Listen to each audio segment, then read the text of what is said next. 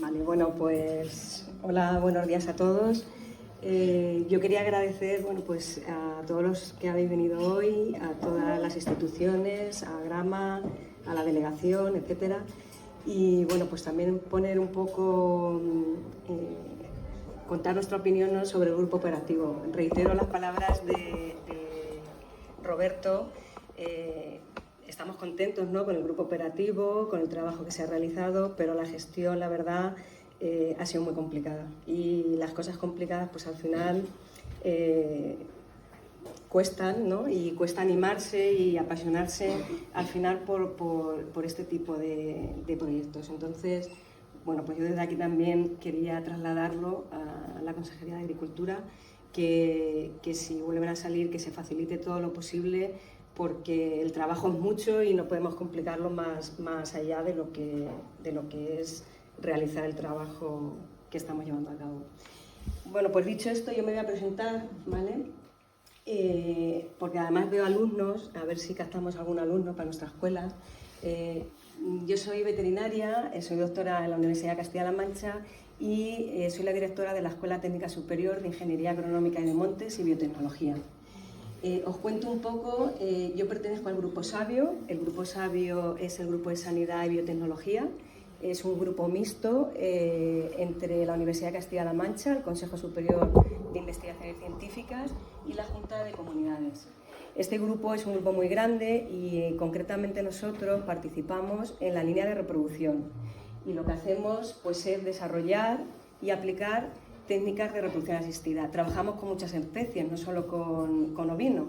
Trabajamos en domésticas, por ejemplo, estamos trabajando con ovino manchego, ¿vale? Pero también trabajamos con caprino, con la blanca celtibérica, hemos trabajado con ciervo, hemos trabajado con aves y luego trabajamos también con especies silvestres, con felinos, hemos participado también en el programa Lince, es decir, todas las técnicas de reproducción asistida que desarrollamos, luego las aplicamos en cualquier especie animal.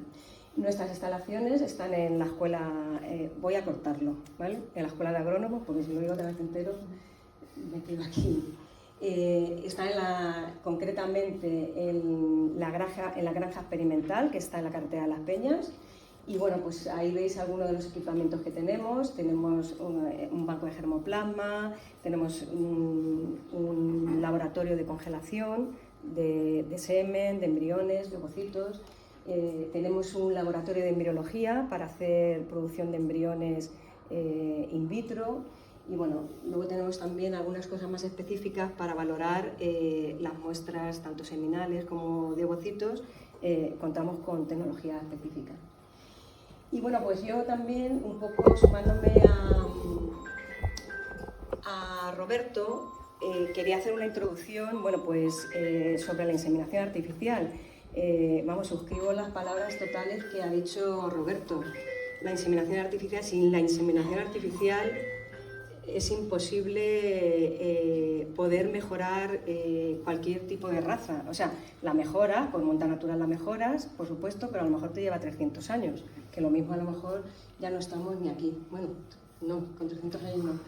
Entonces, está la inseminación artificial, bueno, nuestros nietos o quien sea, ¿no? La inseminación artificial es una de las biotecnologías reproductivas más ampliamente difundidas y, bueno, pues es la más ampliamente difundida por la facilidad que tiene llevarla a cabo. No se necesita mucha tecnología y tampoco, bueno, pues un equipamiento excesivamente caro. Por eso está muy implementada y muy desarrollada. Hay especies en las que funciona fenomenal, como el vacuno, y todo se hace ya por inseminación artificial, y otras especies en las que está menos implementada, como puede ser el ovino y el caprino. Posiblemente el ovino pues tiene sus cosillas, ¿no?, como que no puedes atravesar el cuello del útero, etc., etc. Pero posiblemente también es porque le dedicamos menos a esta especie en la parte de investigación, y es una pescadilla que se muerde la cola. No dedicas, no progresas. Y bueno, pues creo que es importante apostar también pues por estas razas o estas especies, hacer investigación con ellas para poder estar al nivel de otras especies productivas.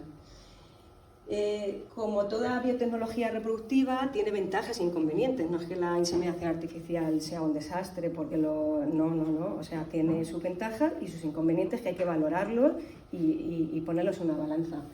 Como ventajas, pues acelera el mejoramiento genético, que ya lo ha dicho Roberto. Si hacemos monta natural, podríamos pasarnos cientos de años para llegar al punto que estamos ahora mismo.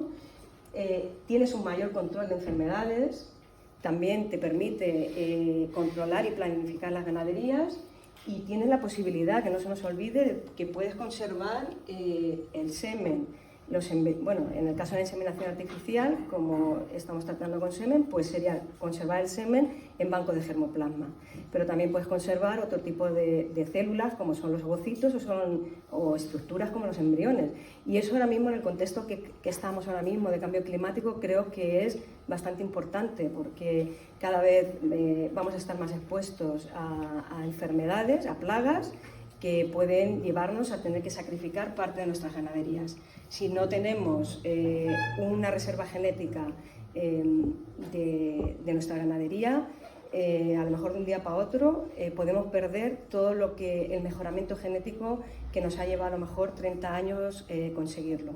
Entonces es muy importante tener estos bancos de germoplasma, y yo ya lo dije el año pasado, pero animo sobre todo a los ganaderos a que implementéis y a que exijáis tener un programa de conservación de embriones.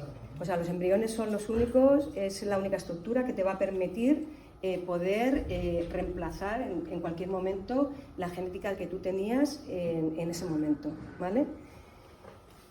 Como inconvenientes, pues la eficiencia es baja. Es verdad que cuando inseminas, pues la fertilidad disminuye con respecto a la monta natural, pero hay que valorar las ventajas que te ofrece, ¿no?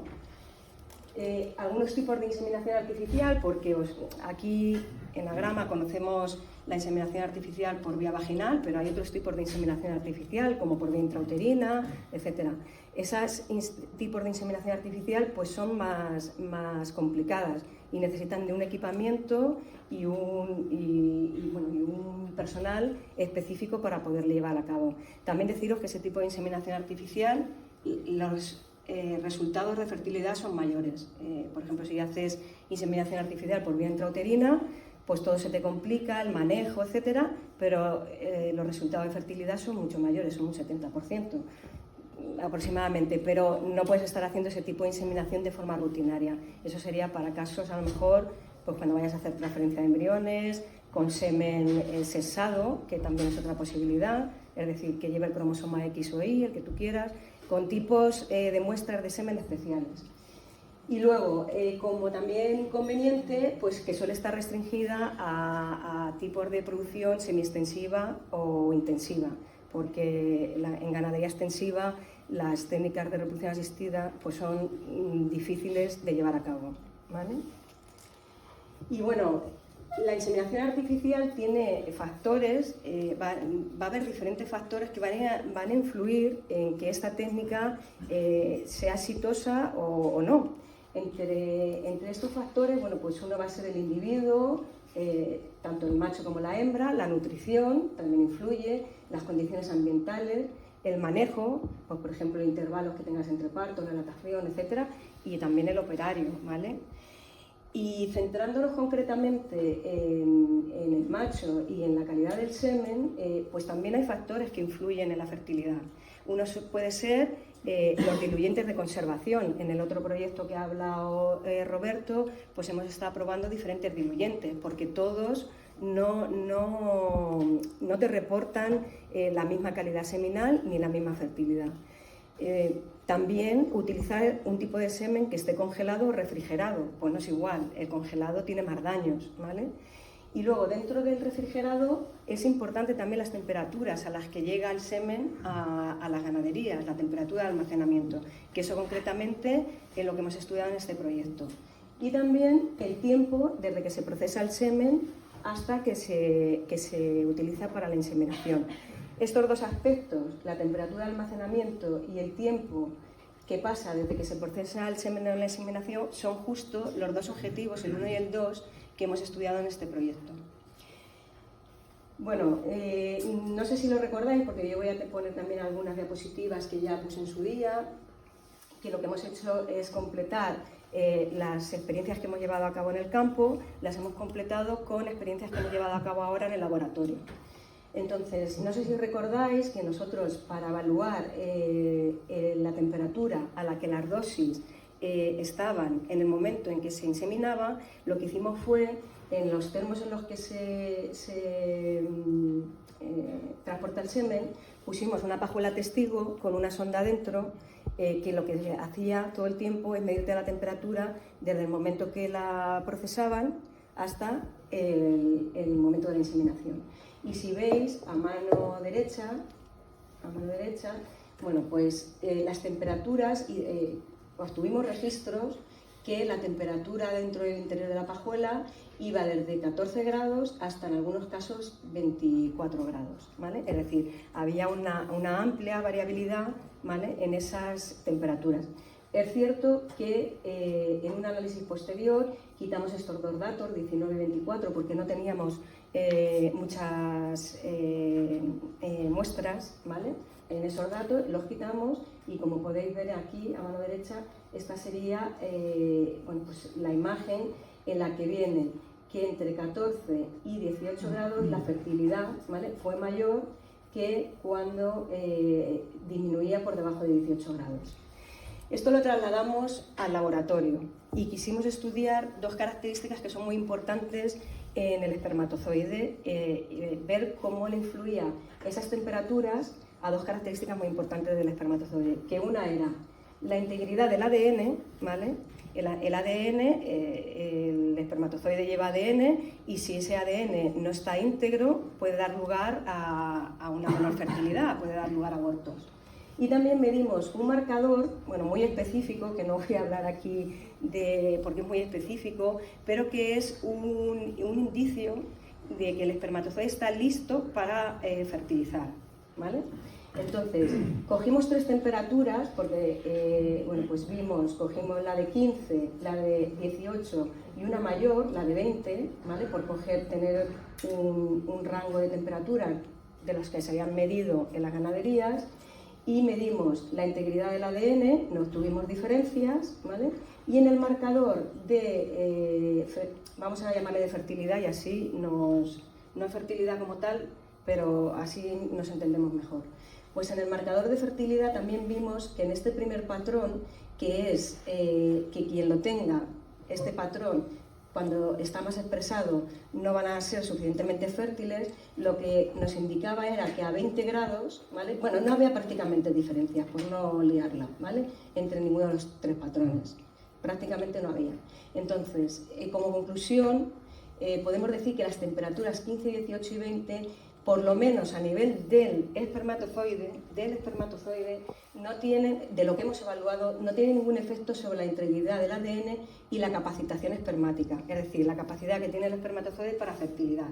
Pero es cierto, estos dos parámetros fueron los que dijeron los que dijimos que íbamos a evaluar en el proyecto, pero el espermatozoide tiene muchos más atributos. Por ejemplo, no medimos la motilidad, ¿vale?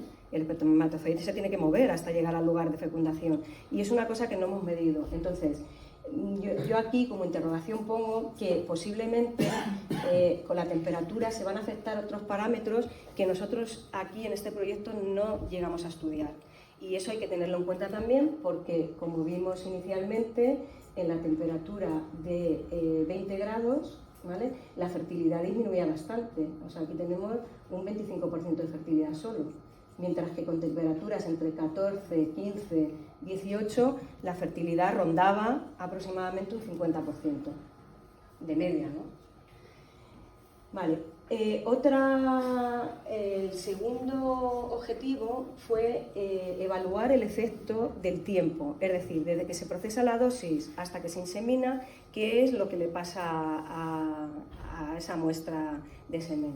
Entonces, inicialmente, bueno, estos son datos históricos sobre la evolución de la hora de recogida y de la inseminación artificial a lo largo de los años. Si os dais cuenta, esto comienza en el 2011 hasta el 2023. Manuel hizo un estudio estadístico para ver bueno, pues cómo había evolucionado la hora de recogida de semen y la hora de inseminación a lo largo de este tiempo. Inicialmente, en el 2011, si os dais cuenta, la hora en la que se recogía el semen, estos son medias, ¿vale? Pero aproximadamente era sobre las 10:30, ¿vale? 10:45 de la mañana. Y ahora, si os dais cuenta, desde el año 2020 hasta ahora, la mayor parte de las veces se recoge las muestras prácticamente a las 9 de la mañana. Esto ha condicionado también la hora en la que inseminas. Inicialmente se inseminaba en el 2011, las inseminaciones tenían lugar pues, sobre las 3:30 y ahora a la 1:15, prácticamente un poco menos, la mayor parte de las inseminaciones han tenido lugar. Por otra parte, también estudiamos la evolución en todo este proceso histórico, la evolución del intervalo recogida de semen, inseminación artificial a lo largo de los años. Y este intervalo se ha reducido, ¿vale? Inicialmente, esto es el año 2011, el intervalo desde que se recogía la dosis de semen hasta que se inseminaba era aproximadamente de más de 4 horas y media. Mientras que ahora, ¿vale?, prácticamente estamos cerca de las 4 horas, ¿vale? Media hora, que parece que no tiene mucha importancia, ¿vale?, te puede afectar muchísimo a la fertilidad, ¿vale? Y como vamos a ver ahora. La mayor parte de las observaciones, eso sí, estaban en un rango entre, el intervalo era entre 3,5 horas y 5 horas. Esas fueron la mayor parte de las observaciones que se veían en este periodo histórico.